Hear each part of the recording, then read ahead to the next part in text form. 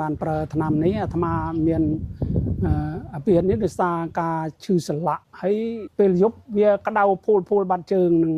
គ្រប់កន្លែងទាំងអស់ហើយវាក្តៅមួយយប់អានេះមួយយប់អានោះបានអាត្មាថាដល់ពេលអាត្មាប្រើថ្នាំនេះទៅក៏បានធូរបានបាត់អាដែលវារត់ក្តៅនឹងកម្ដៅនឹងអូកណាពោវាកម្ដៅដូចដែលយើងយកភ្លើងមកអុចឈីបណាក្តៅនឹងតាណាដែរល្អវាប្រហែលបាត់ជើងនេះបាត់ជើងនឹងល្អណាស់អូហើយមេជើងអូមេជើងភូលមកនឹងការរត់មកថ្មងជើងនេះមកកពូនជើងតាមថ្មងជើងនេះក្តៅ